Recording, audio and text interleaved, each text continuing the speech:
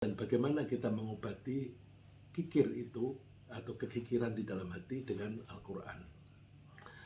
Kalau tidak kita segera obati, maka kekikiran itu akan meningkat, akan makin berat, makin intens, dan bisa merambat kemana-mana. Untuk mengatasi penyakit hati semacam itu, Al-Quran menawarkan pengobatannya melalui pengubahan pola pikir dan perilaku yang salah. Jadi saya mencoba merinci yang agak detail sedikit mengenai pengobatan memakai Al-Quran.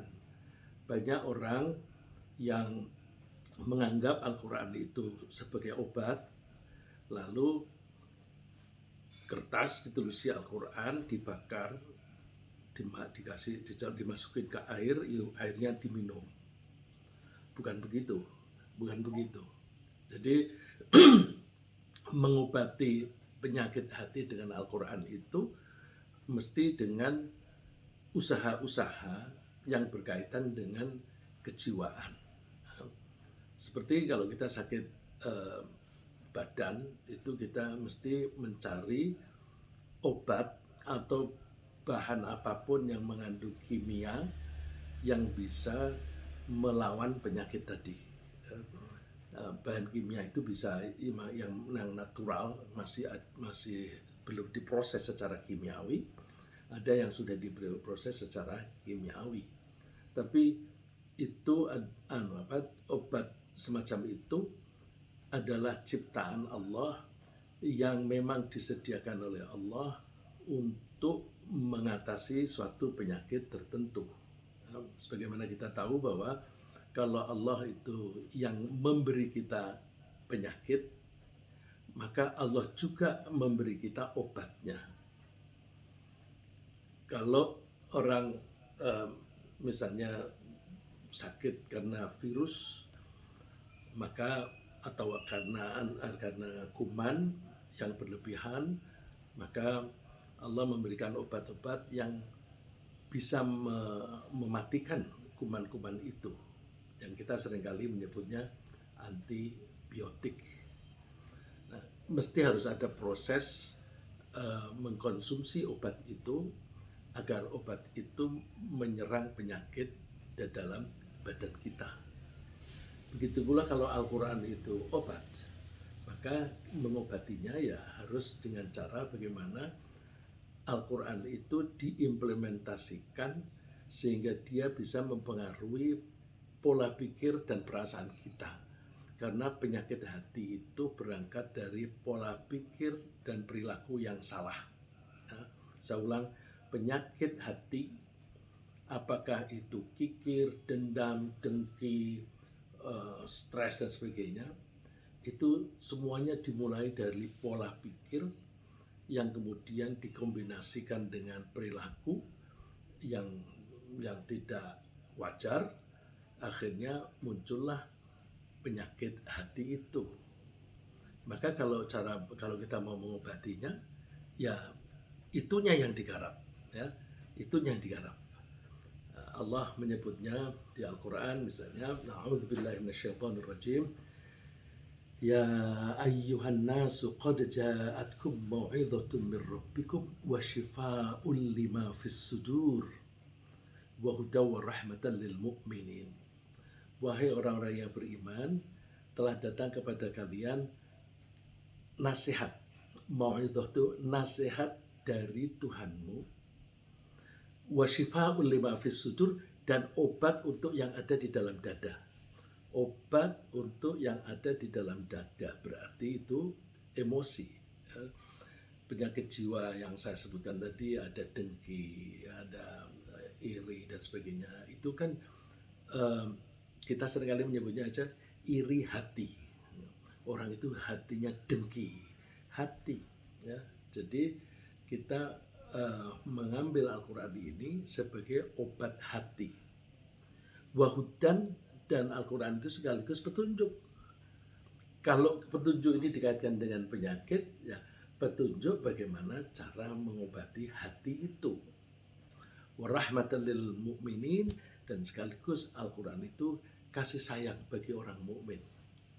Kasih sayang, karena dengan kita mempelajari Al-Quran dan menerapkan Al-Quran dalam kehidupan sehari-hari, kita bisa hidup bahagia. Kita bisa hidup senang di dunia ini. Dan di akhirat pun insya Allah kita akan bahagia. Nah, perlu kita camkan, ini dimulai dengan mau'idhah, nasihat. Coba kalau kita pergi ke dokter, kita ditanya keluhannya apa. Itu untuk mengetahui kalau ada wawancara semacam itu, dokter tahu, oh keluhannya itu sebabnya apa, kemudian cara mengobatinya itu ya apanya itu yang menyebabkan sakit itu. Jadi kalau pusing, itu yang diobati apa yang menyebabkan dia pusing. Kemudian dokter yang baik itu tidak hanya sekedar kasih obat.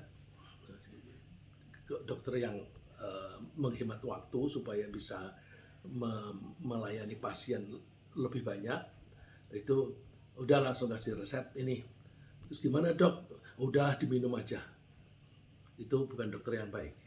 Dokter yang baik itu memberi nasihat. Dari wawancara tadi, maka ketahuan sakitmu itu dikarenakan ini. Maka cara mengobatinya begini, termasuk minumlah obat ini. Jadi kalau kita jadi pasien, diperlakukan dokter yang hanya kasih obat, kita coba ajukan pertanyaan-pertanyaan supaya kita bisa tahu persis, atau paling tidak mendekati itu. Nah, nanti dokternya memberi nasihat yang bersesuaian dengan keluhan tadi. Nah, Al-Quran memberi kita nasihat. Memberi nasihat, dan nasihat cara tidak cukup. Kita dinasehati, kalau tidak mau melaksanakan, ya apa gunanya? Jadi nasihat itu baru berguna kalau dilaksanakan. Dokter memberi nasihat tapi tidak dilaksanakan, ya nggak bisa apa-apa, tidak efektif. Nah, ketersediaan seseorang untuk berpola pikir dan berperilaku sesuai dengan nasihat itu namanya hidayah. Itu namanya hidayah. Dari hidayah yang dari Allah itu, ketersediaan kita memanfaatkan nasihat dari Allah untuk diterapkan dalam kehidupan sehari-hari. Itu namanya hidayah. Dalam ayat ini disebut huda, ya, wa hudan. Wa rahmatan lil mu'minin. Kalau kita mau nurut kepada Allah, maka insya Allah Allah akan memberikan kasih sayang kita, termasuk kesembuhan penyakit kita. Itu kalau kita pergi ke dokter fisik. Kalau kita ke dokter jiwa, apakah dia itu psikolog, psikologis, atau dia itu psikiatris, ahli psikiatri, itu biasanya mereka juga memberi saran kepada pasien. Kalau saran-saran itu tidak dilaksanakan oleh pasien, ya nggak ada gunanya. Ya, stres, kalau dia tidak mau melakukan apa yang dinasihatkan, nggak mungkin. Karena kalau sakit kejiwaan itu memang dikarenakan pola pikir dan perilaku. Maka kalau dia tidak mengubah dari situ, nggak mungkin. Ya. Allah menyebutnya di Al-Quran, innallaha la yughayyiru ma biqaumin hatta yughayyiru ma bi anfusihim. Karena semua penyakit hati itu berawal dari pola pikir dan perilaku yang salah, ya, maka pengobatannya harus melalui kesediaan penderitanya untuk mengubah pola pikir dan perilakunya yang salah tersebut dengan menggunakan nasihat-nasihat yang ada di dalam Al-Quran sebagai pedomannya. Kalau kita perhatikan ayat ini, sesungguhnya Allah tidak mengubah apa yang ada pada kaum. Kaum itu sekumpulan manusia, ya, masyarakat. Masyarakat terdiri dari individu manusia. Berarti ini berlaku juga untuk individu. Coba kalau saya sederhanakan dengan individu. Allah tidak akan mengubah apa yang ada pada individu hatta yughayyiru ma bi anfusihim, sampai orang itu mau mengubah apa yang ada di dalam jiwanya, yang ada di dalam diri mereka. Ya, anfus itu jamak dari nafs. Nafsun itu bisa berarti diri, bisa berarti jiwa. Jadi kalau misalnya orang miskin ingin kaya, dia kenapa miskin? Misalnya salah satu contoh saja, dia malas sih, nggak mau kerja. Loh, malas itu kan perilaku. Perilaku itu dipengaruhi oleh pola pikir. Maka kalau kepengen orang itu menjadi kaya, ubah dulu dong pola pikirnya. Ya, misalnya pola pikirnya, aku ini nggak usah kerja juga nggak apa-apa, warisanku banyak, aku masih bisa makan sampai aku mati pun juga masih ada, kekayaan bapakku banyak. Loh, pola pikir itu kalau dipegang ya dia akhirnya menjadi malas. Ya, dia menjadi malas. Nah, kalau mau mengubah dia, mulai dari pola pikir itu. Nah, terus kemudian pola pikir itu diimplementasikan dalam perilaku. Kalau nasib satu masyarakat, kita ini ekonomi kita terpuruk. Kenapa? Ya karena perilaku kita sendiri. Misalnya contoh Indonesia, yang dikorupsi itu APBN itu berapa besar? Kalau anggaran APBN itu digelontorkan semuanya untuk semestinya, tidak ada yang dikorupsi, makmur kita. Karena dikorupsi, akhirnya rakyatnya miskin, tapi hanya pejabat-pejabatnya saja yang kaya. Jadi kalau mau mengubah supaya bangsa kita menjadi bangsa yang maju secara ekonomi, berantas dulu perilaku itu. Tapi perilaku itu tidak bisa diubah kalau tidak mulai dari pola pikir. Dan pola pikir ini tidak hanya pejabatnya saja yang salah, masyarakatnya juga salah. Karena korupsinya pejabat itu bisa dengan cara mengambil dari APBN, bisa dengan cara memeras masyarakat. Kalau misalnya diperas masyarakat, izin tidak dikeluarkan kalau tidak membayar sogokan. Nah, itu masyarakatnya juga mau nyogok kok. Gitu. Masyarakat juga mau nyogok. Makanya orang-orang yang minta sogokan itu ya minta terus. Dan lagi law enforcement-nya juga nggak berjalan kok. Jadi karena masyarakatnya itu memang mentolerir sikap koruptif, maka pejabat-pejabat yang relevan dengan bidangnya itu melakukan korupsi karena sistemnya tidak bisa menangkap mereka.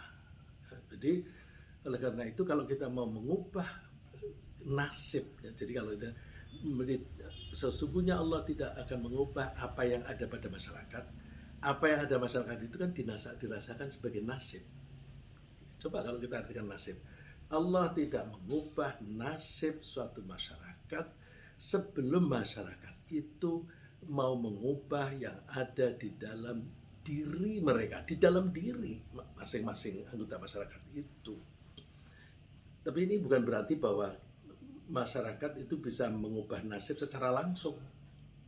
Karena apa? Yang diubah kan nasib. Tapi mengubahnya dengan cara mengubah perilaku. Jadi kita tangkap ayat ini, yang diubah nasib, tapi kita kalau mengubah nasib, caranya mengubah perilaku. Kalau perilaku kita berubah, maka nasib kita akan berubah. Artinya apa? Artinya yang membuat nasib itu bukan kita, yang membuat Allah. Tapi Allah membuat nasib itu sesuai dengan perilaku kita. Jadi perilaku itu sebagai sebab, nasib itu akibat. Saya ulang, perilaku itu sebab, nasib itu akibat. Makan itu sebab, kenyang itu akibat. Kita nggak bisa bikin kenyang. Aku mau bikin kenyang, nggak bisa. Kalau lapar, makan. Apa hubungannya makan dengan kenyang? Ya kalau kita makan nanti Allah akan membuat mekanisme di dalam perut kita kita akan merasa kenyang.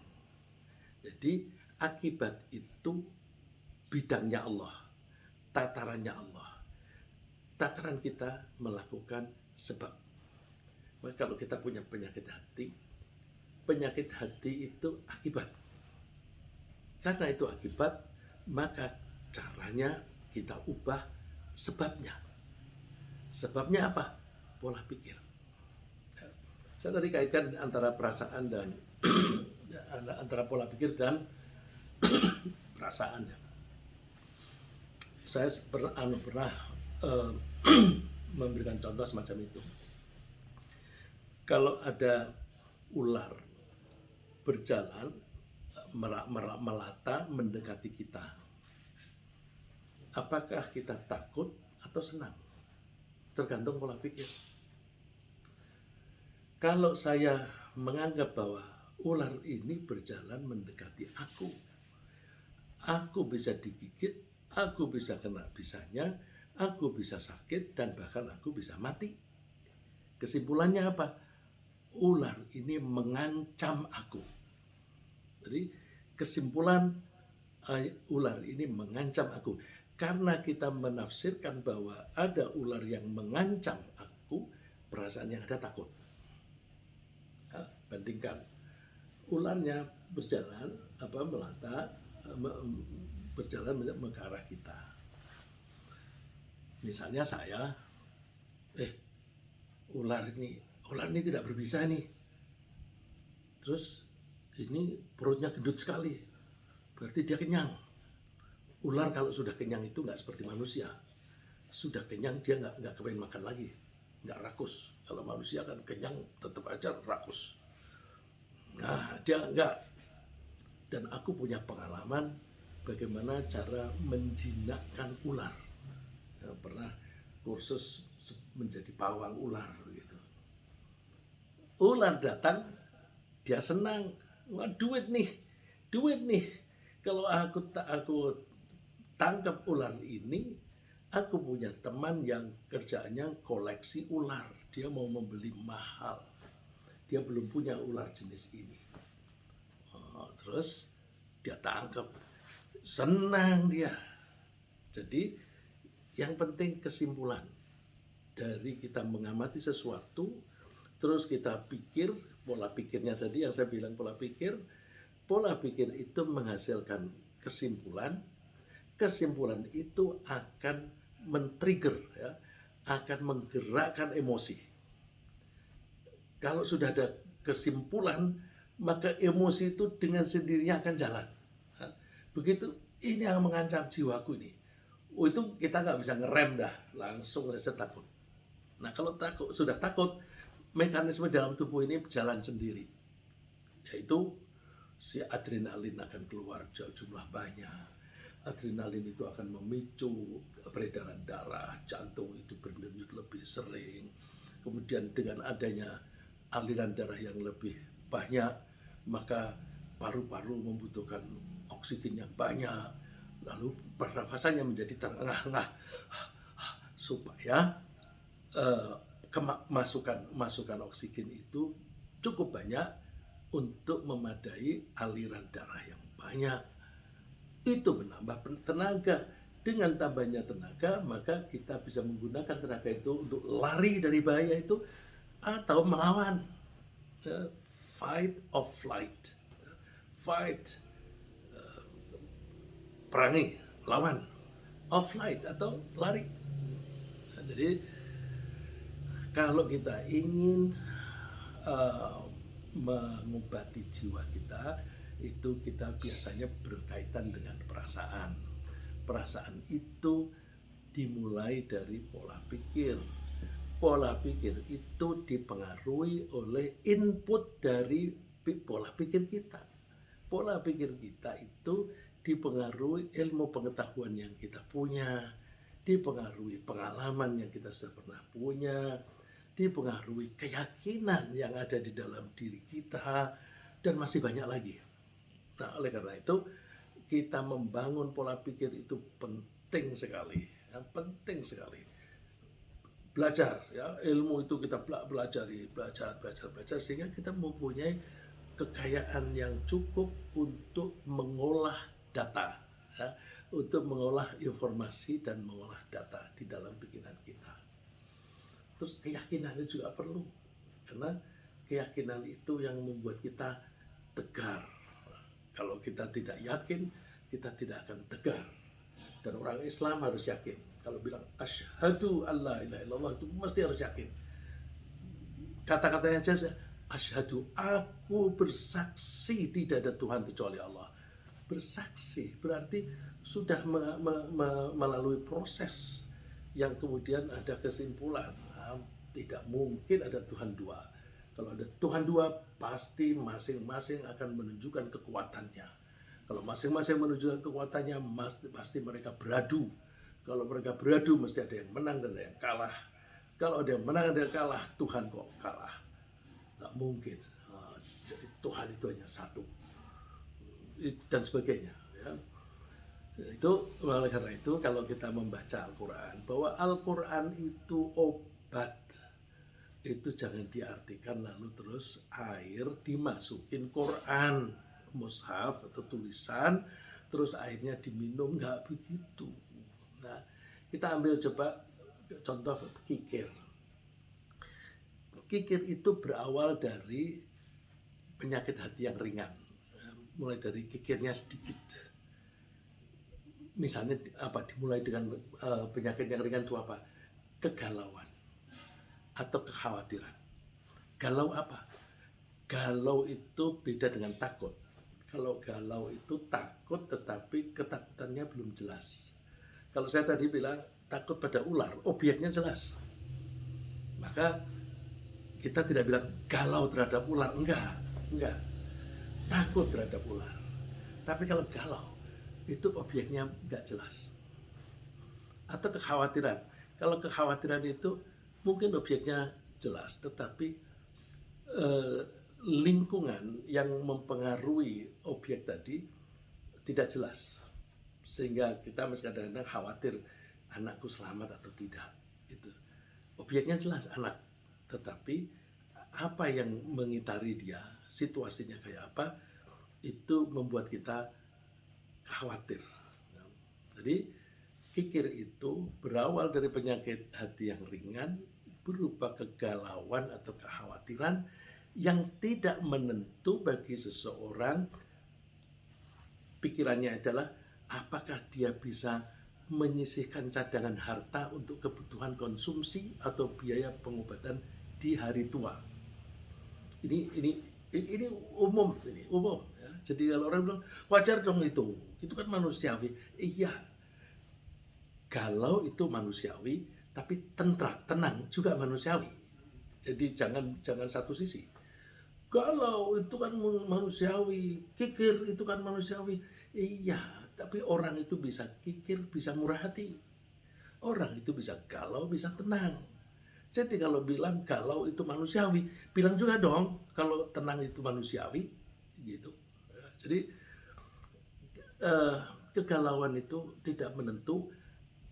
Ada kekhawatiran, apakah besok di hari tuaku aku mempunyai harta yang cukup untuk konsumsi, atau apalagi kalau aku sakit, karena umumnya orang tua itu banyak penyakitnya dan biayanya banyak, maka aku harus menabung.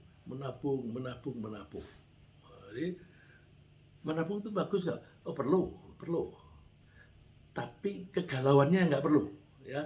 Menabung perlu, tetapi kegalauannya yang tidak perlu.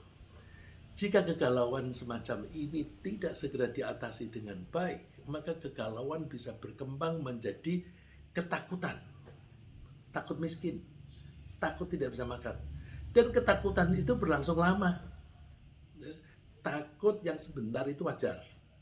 Tapi kalau takut berlangsung lama, nah itu tidak wajar. Ya, semua yang kalau sedih sebentar wajar. Tapi kalau sedih berlangsung lama itu tidak wajar. Nah, karena ketakutan akan miskin itu berlangsung lama, dia cenderung menabung dan mengumpulkan harta sebanyak-banyaknya. Karena dia tuh ketakutan tadi dan dia mengumpulkan, maka dia selalu sensitif terhadap jumlah.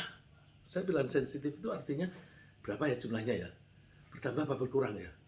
Begitu berkurang, waduh, berkurang. Kalau bertambah lumayan, tapi tambahnya sedikit. Tapi tambahnya sedikit. Terus kalau berkurang, meskipun sedikit, waduh, wah, ketakutan mulai datang. Karena dia semangatnya adalah mengumpulkan, menambah.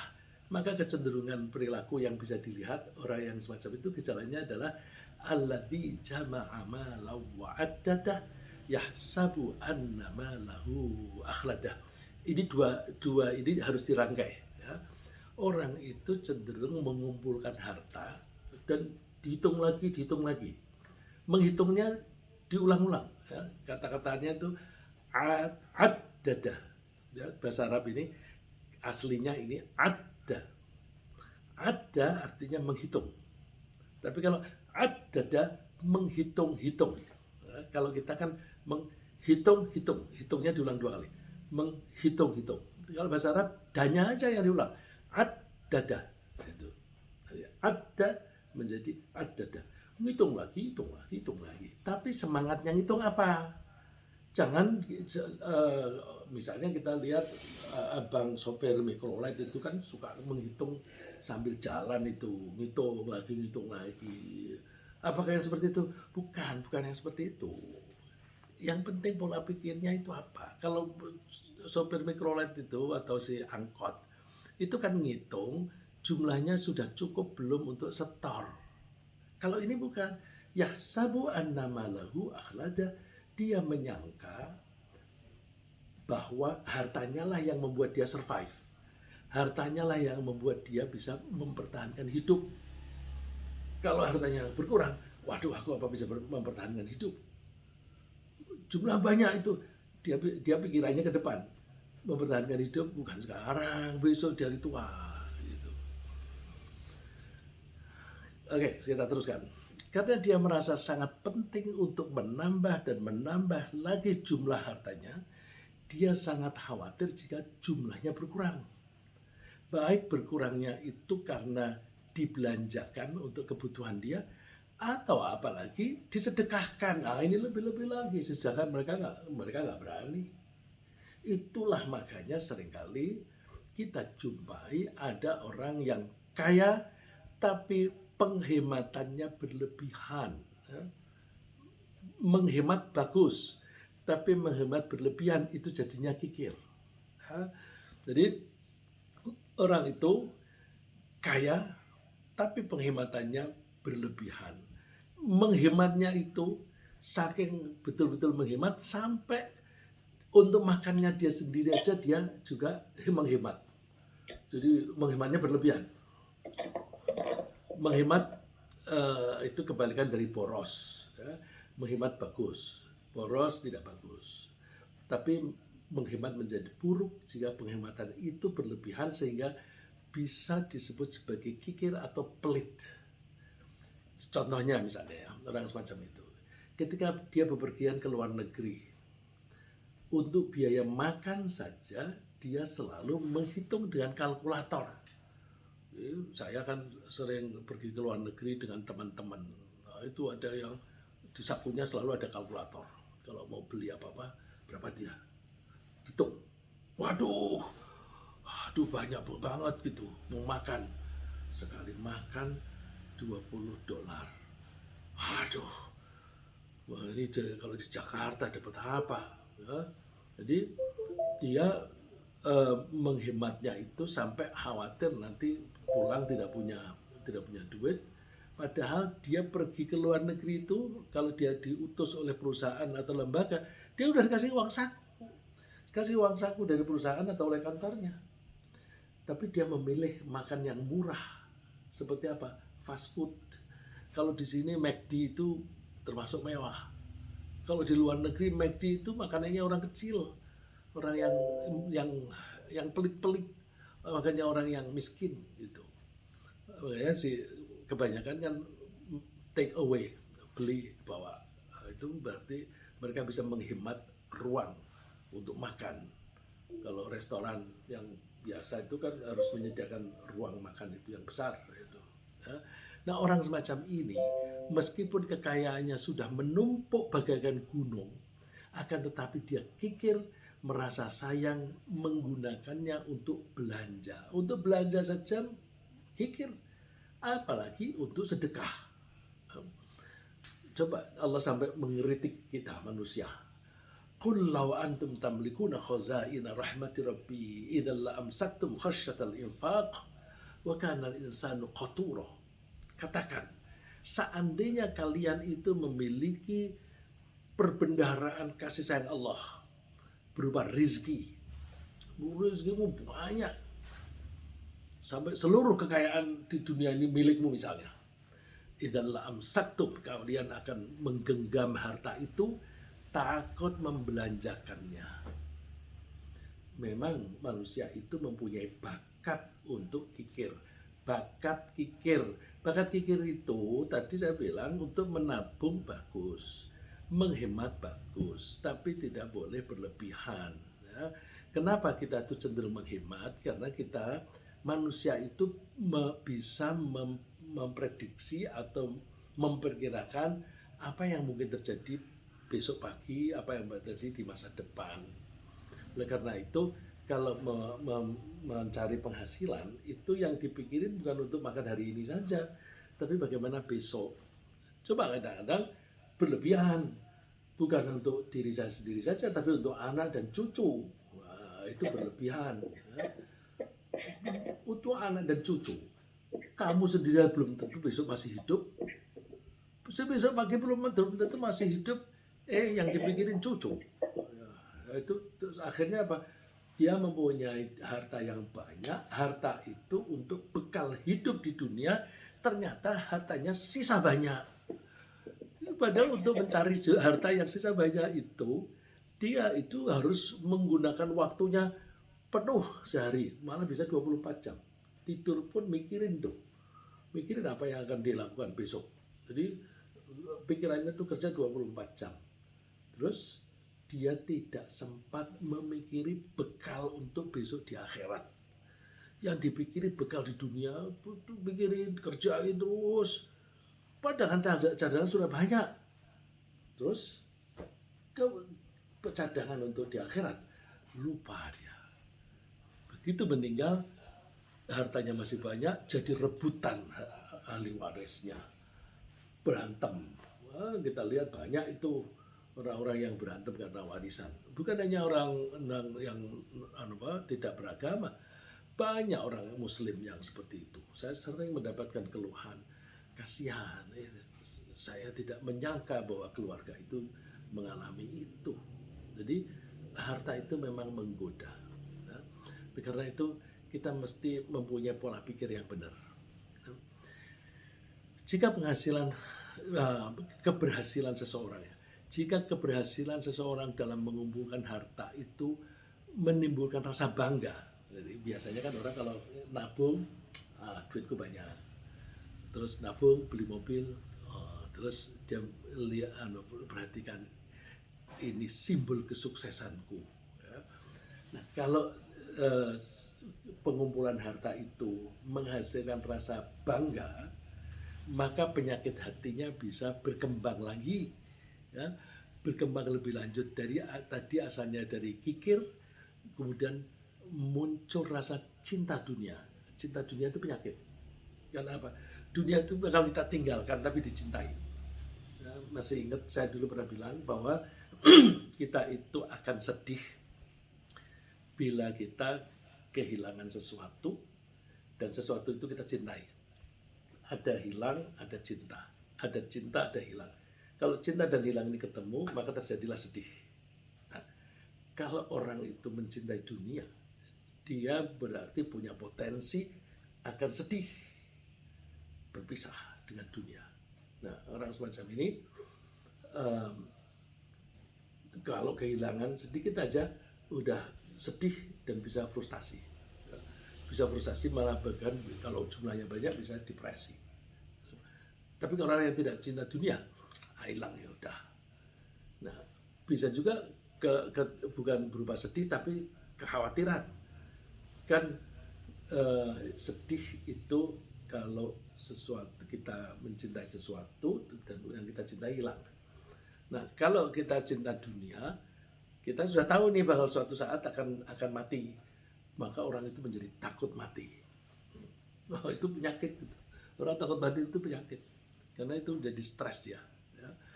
Jadi cinta dunia itu suatu penyakit yang jika tidak dikendalikan bisa mendorong seseorang yang bersangkutan itu untuk menjadi rakus.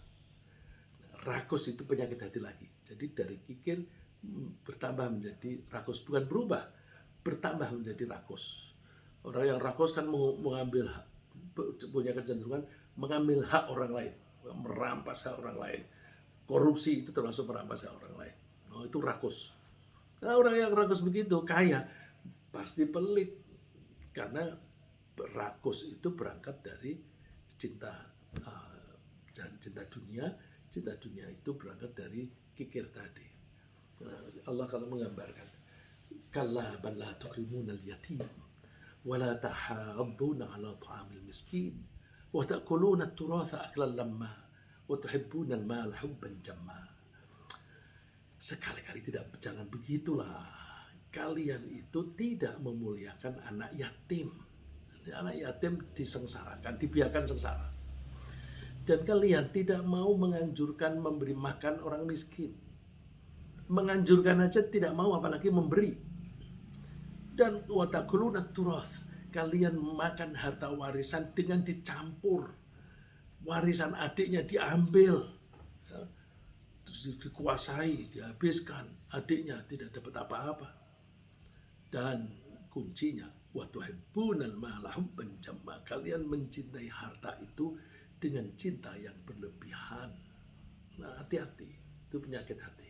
Nah, dari orang tersebut bisa kita pahami bahwa kikir bisa merusak keimanan, atau bahkan bisa menggusur iman dari hati kita. Kok bisa? Di hati kita itu, kalau sudah diisi dengan, misalnya ini iman, hati kita sudah diisi dengan iman, kikir tidak bisa masuk. Tapi kalau kikir berhasil masuk, iman kabur, hilang. Ya, jadi hati-hati. Tidak mungkin hati itu ditempati oleh dua hal yang bertentangan, yaitu iman dan kekikiran. Rasulullah mengatakan, wala yajtami'u syuhhu wal imanu fi qalbi 'abdin abada. Ini saya ambil di bagian belakang, karena di bagian depannya itu masalahnya berbeda. Saya ambil khusus ini supaya perhatian kita tidak teralih ke yang lain. Ya, fokus di kepelitan. Tidak mungkin bergabung rasa pelit dan iman di hati seorang hamba selamanya. Pakai selamanya nih, kata Nabi.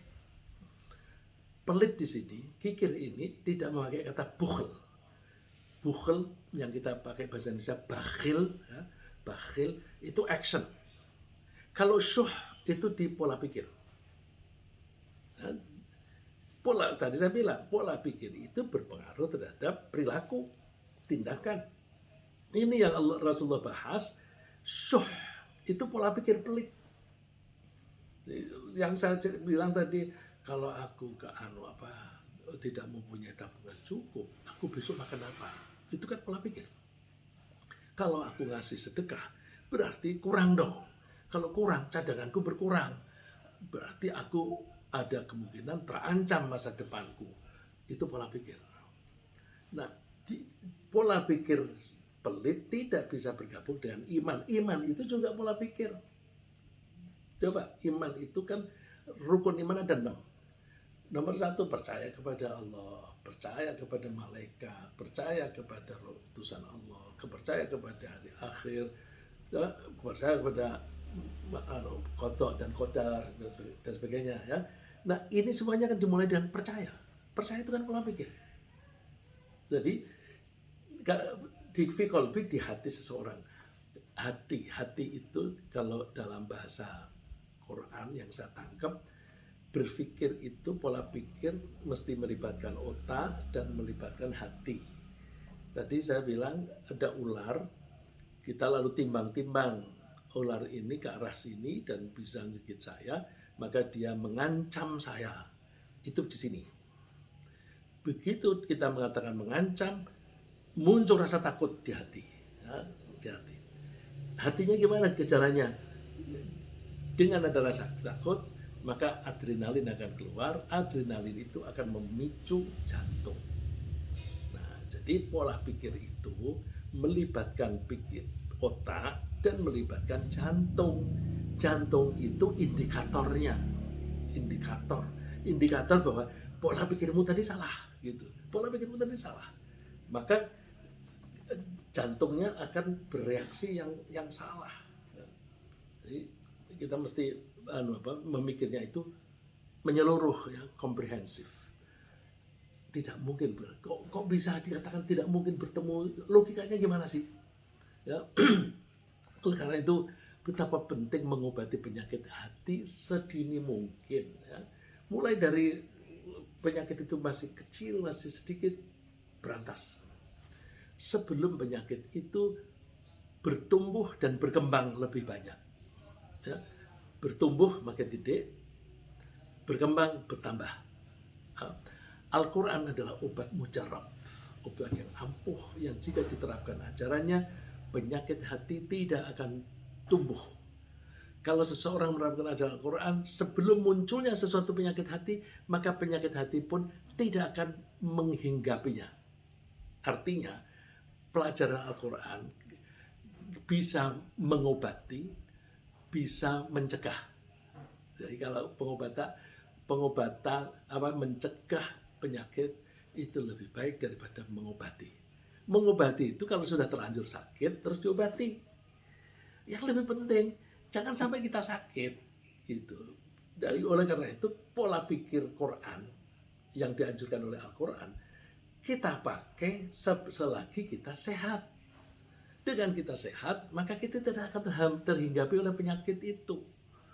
Kalau kemudian setelah sakit baru diobati, lebih sulit. Ya, coba kalau kita belajar ilmu jiwa, itu kalau ada stres, nanti pelajarannya kan how to cope with stress. How to cope with stress. Bagaimana cara mengatasi, mengobati stres. Kalau dalam Al-Quran, bagaimana kita tidak dihinggapi stres. Insya Allah deh, saya berani menjamin, kalau orang menerapkan ajaran Al-Quran dengan baik, dia tidak akan pernah stres. Dia tidak pernah kecewa hidupnya. Dia tidak pernah depresi. Tidak mungkin, depresi itu tidak akan menghinggapi orang yang beriman. Ya. Tentu mencegah munculnya penyakit itu lebih baik dan lebih mudah daripada mengobatinya. Allah menyebutnya wa nunazzilu minal qur'ani ma huwa shifaa'u wa rahmatul lil mu'minin. Ya, mirip dengan yang tadi. Kami memang menurunkan Al-Quran ini untuk obat, syifa dan rahmat bagi orang mukmin. Syifa itu kalau sudah terlanjur sakit. Rahmah itu sebelum sakit itu sudah disayangi oleh Allah sehingga kita tidak terhinggapi penyakit. Agar tidak muncul kegalauan terhadap ketersediaan bahan konsumsi di masa yang akan datang, kita mesti meyakini kebenaran ayat-ayat Al-Quran yang menyatakan bahwa Allah menjamin rizki setiap manusia. Ya, bahwa Allah menjamin rizki setiap manusia yang sudah atau bahkan yang akan lahir di dunia. Jadi Allah menjamin itu, yang sudah lahir dijamin. Bukan hanya yang sudah lahir, yang akan lahir pun dijamin. Jadi misalnya seorang ibu hamil, kadang-kadang ibu dan bapaknya itu, wah, dikasih makan apa ini? Kita anak satu aja udah kewalahan begini, ditambah lagi satu. Nah, itu tidak meyakini firman Allah. Allah itu menjamin anak yang belum lahir itu. Coba perhatikan ayat ini. Dulu itu banyak orang membunuh anak karena takut miskin. Dibunuh orang miskin. Sekarang ada nggak? Ada. Cuma sekarang membunuhnya di waktu masih hamil kecil, pakai aborsi, ya, pakai aborsi. Kalau dulu karena nggak tahu aborsi, tahu-tahu anaknya lahir, terus dicekik atau dikubur hidup-hidup. Itu. Nah, nggak usah. Allah meyakinkan wala taqtulu auladakum khasyata imlaq. Kamu jangan bunuh anakmu karena takut miskin. Coba jaminan Allah ini loh. Nahnu narzuquhum wa iyyakum. Kamilah yang memberi rizki mereka. Coba. Mereka itu didahulukan di sini. Kami yang memberi rizki kepada mereka dan juga kepada kamu. Kamunya belakangan. Karena apa? Dia takut miskin di masa yang akan datang. Anak ini belum lahir. Nanti kalau lahir kan masa yang akan datang. Jadi sebelum dia lahir, sudah dijamin oleh Allah, aku yang memberi rezeki. Kamu aja aku yang memberi rezeki kok. Coba buktikan. Kamu sekarang umurmu berapa? Umurmu 40. Selama 40 tahun kan kamu diberi rezeki oleh Allah. Umurmu berapa? 65. Selama ini kan dikasih rezeki oleh Allah. Sudah ada buktinya saja masih ragu-ragu. Ini kan kebangetan. Sudah ada bukti kok puluhan tahun. Masih ragu-ragu. Oleh karena itu, inna qatlahum kana khit'an kabira. Membunuh anak itu kesalahan yang besar. Jadi ini pesan ini supaya kita tangkap, bukan hanya itu kan membunuh anak, kita kan sekarang tidak. Tapi kekhawatirannya masih tetap ada. Kekhawatirannya itu yang kita garap juga. Agar mudah memperoleh rizki, tentu kita ikuti arahan Allah bahwa Allah memberi rezeki melalui tukar-menukar kelebihan. Jadi kalau kita punya kelebihan, kita kasih orang lain, nanti orang lain itu mengimbangi kita dengan memberi sesuatu. Memberi sesuatu itu bisa berupa barang, bisa berupa uang. Jadi Allah itu mengatur rezeki itu melalui tukar-menukar. Supaya kita bisa tukar-menukar, kita mesti harus punya kelebihan. Kita bisa menjual beras kalau kita punya kelebihan beras. Kita bisa menjual tenaga kalau kita mempunyai tenaga lebih. Tidak hanya menolong diri sendiri, tapi bisa menolong orang lain. Kita bisa membantu orang lain secara ekonomi kalau kita punya resource ekonomi misalnya. Kita bisa memberi pekerjaan kepada orang kalau kita punya modal, misalnya itu ya. Terus kita belajar untuk menambah, caranya gimana supaya bisa mempunyai kelebihan. Kita belajar untuk menambah pengetahuan dan meningkatkan keterampilan sehingga kita bisa menolong orang lain dengan harapan bahwa orang lain tersebut nanti akan mengimbangi kita dengan menolong kita. Setelah kita menolong, dia akan menolong. Itu sudah mekanisme manusia, karena orang itu tidak mau harga dirinya rendah. Kalau orang menerima terus, dia merasa harga dirinya rendah. Terus dia kepengen mengimbangi. Caranya gimana? Kasih lagi hadiah untuk dia. Nah, itu nanti akan terjadi tukar menukar. Nah, ini ayatnya sudah sering saya kutip. Ahum yaksimuna rahmat rabbik nahnu qasamna bainahum ma'isyatan fil hayatid dunya wa rafa'na ba'dahum fawqa ba'din darajat liyattakhidha ba'dahum ba'dan sukhriya. Apakah mereka yang membagi rahmat Tuhanmu? Kami yang membagi kehidupan mereka. Kami yang membagi kehidupan mereka di dunia ini. Caranya gimana? Kami angkat derajat sebagian dari manusia melebihi yang lain. Nah, jadi dengan ada sekelompok punya kelebihan uang, misalnya harta, terus dia bisa punya modal, dia bisa membuka bisnis. Ini orang tidak punya modal, dia punya tenaga, dia bekerja untuk orang ini. Jadi nanti menjadinya seimbang gitu. Nah, jadi caranya gimana kalau kita bisa menciptakan employment? Tingkatkan kelebihan kita. Milikilah kelebihan. Supaya punya kelebihan, belajar, latihan gitu. Ya, dan seterusnya. Terus kita bekerja atau berbisnis. Ketika kita bekerja atau berbisnis, kita niati untuk mencari karunia Allah, bukan sekedar mencari uang. Karunia Allah itu pengertiannya lebih luas daripada uang, karena uang hanya sebagian kecil dari karunia Allah. Jadi ketika bekerja, nyarinya jangan hanya nyari uang. Nanti kalau nyari uang rugi. Saya kasih contoh ya.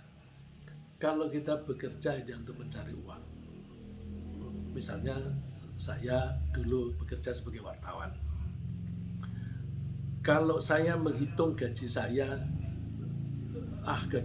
itu hanya cocok kalau aku menyumbang misalnya 25 artikel. 25 artikel itu nilainya sama dengan gajiku 1 bulan. Oleh karena itu, aku satu hari bikin 1 artikel aja. Pas. Dia jadi bekerja hanya cari duit. Hitung-hitungannya duit. Saya kebetulan tidak punya pola pikir itu. Aku punya pola pikir begini. Aku kepengen pinter. Kalau untuk pinter itu dibutuhkan membuat 1000 artikel. Aku kepengen seberapa cepat. Kalau aku mau 1 hari 1 artikel, berarti aku bisanya pinter nunggu 3 tahun. Nggak mau aku 3 tahun. Aku pengen membuat 1000 artikel dalam setengah tahun. Supaya bisa setengah tahun gimana? Bikin artikel sebanyak-banyaknya. Jadi dalam waktu 6 bulan sudah bisa sama pinternya dengan orang yang bekerja 3 tahun. Nah, jadi bekerja itu hasilnya bukan hanya duit, tapi juga kepinteran. Terus diniatinya karena Allah. Aku ini mau mempelajari kehidupan. Aku jadi wartawan. Aku ingin mengetahui bagaimana sih kehidupan yang real itu. Wah, ternyata setelah melihat di sana sini, meliput di istana, meliput di DPR, meliput di pasar, meliput di bisnis dan di jalanan, Al-Quran tidak dipakai sama sekali. Hampir sama sekali tidak dipakai. Apakah di pemerintahan atau di bisnis dan di jalanan. Lalu ini saat yang bagus, aku harus mengundurkan diri dari wartawan. Aku kepingin memperkenalkan Al-Quran sebagai pedoman hidup agar kita hidup bahagia. Jadi ketika kita bekerja, jangan diniati cari duit saja. Wabtaghu min fadlillah, carilah karunia Allah. Nah, orang seringkali mempersempit arti ini, diartikan carilah rezeki. Itu memperkecil arti fadlillah. Karena fadlillah itu bahkan termasuk surga. Kalau bekerja itu, aku bekerja untuk melaksanakan kewajiban dari Allah untuk memberi nafkah kepada istri dan anakku. Maka bekerja itu dalam rangka berbakti kepada Allah. Kalau itu berbakti kepada Allah, upahnya apa? Surga. Fadlillah, jangan lupa.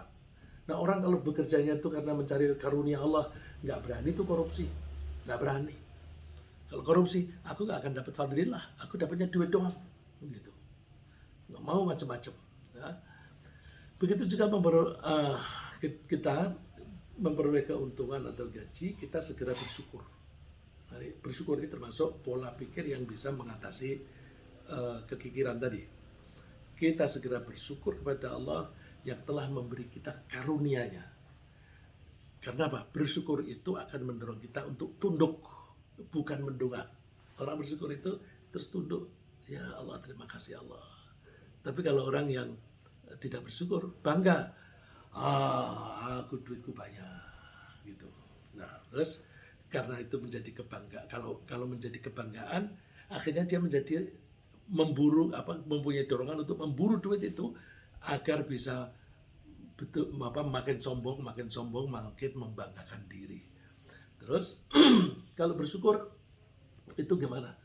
Bersyukur itu nanti berarti kan ini bahwa aku bisa dapat duit banyak ini karena aku menggunakan fasilitas dari Allah. Aku bisa bekerja kan menggunakan kecerdasan dari Allah. Aku bekerja menggunakan mata dari Allah, menggunakan telinga dari Allah, menggunakan tangan dari Allah. Jadi duit yang saya peroleh ini semua milik Allah. Kalau ini semua milik Allah, aku tidak perlu membanggakan. Tidak perlu membanggakan. Terus nanti gimana masa depan? Ini milik Allah, aku serahkan kembali kepada Allah.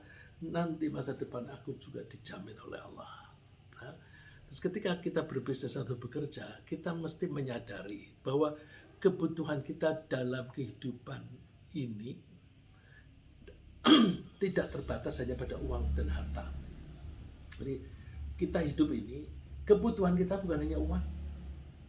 Kita juga butuh sehat, kita juga butuh akrab dengan keluarga, kita juga butuh harga diri dan sebagainya. Oleh karena itu kita tidak menghabiskan waktu yang hanya 24 jam sehari hanya untuk mencari uang saja. Kita juga perlu menyisihkan waktu untuk menjaga kesehatan badan kita. Bagilah waktu, aku jangan berlebihan supaya aku tetap sehat.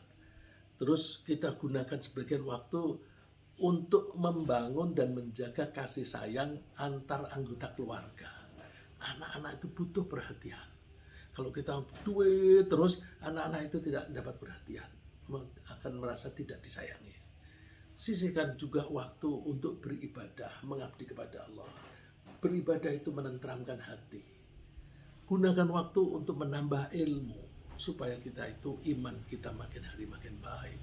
Semuanya itu membutuhkan keseimbangan, sehingga semua sektor itu akan terjalani, semua pihak itu akan terpenuhi haknya. Hak ini, jadi badan kita juga punya hak untuk sehat, anak kita juga punya hak untuk disayangi, istri kita, suami kita juga punya hak untuk disayangi dan sebagainya. Jadi waktu itu dibagi secara proporsional. Ya. Ini ada Salman Al-Farisi itu berselisih dengan saudaranya Abu Darda. Terus si Salman menasihati Abu Darda bahwa Tuhan mempunyai hak yang harus kamu penuhi. Dirimu punya hak yang harus kamu penuhi.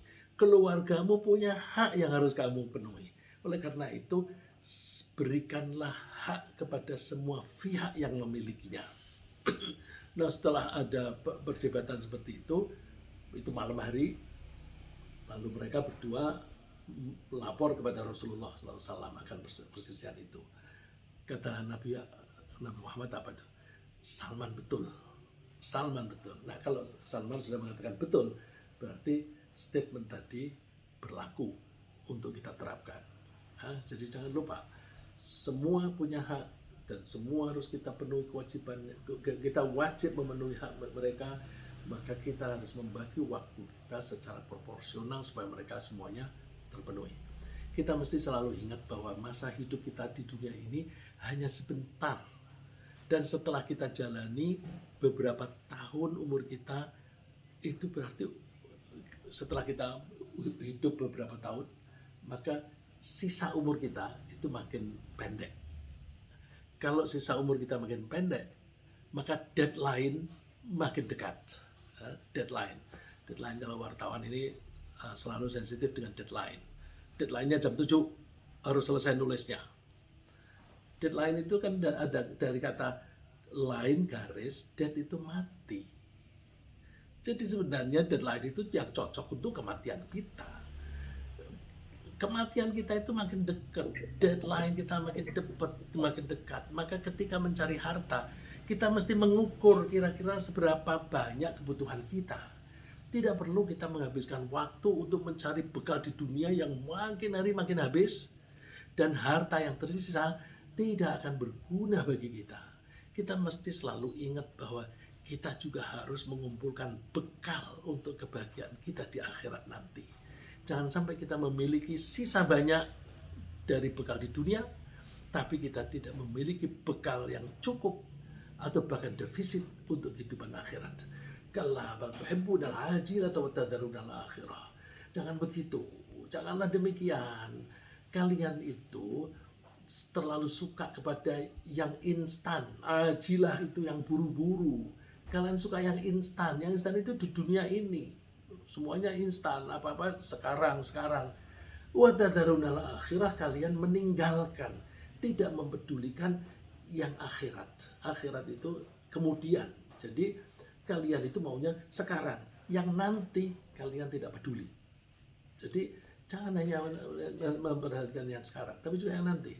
Padahal kehidupan di akhirat itu kekal. Dengan lamanya waktu yang tak terhingga, jauh lebih lama dibanding kehidupan di dunia. Seharusnya kita berpendirian bahwa mengutamakan bekal di akhirat jauh lebih baik daripada terlalu sibuk dengan mengumpulkan bekal di dunia yang hanya sebentar.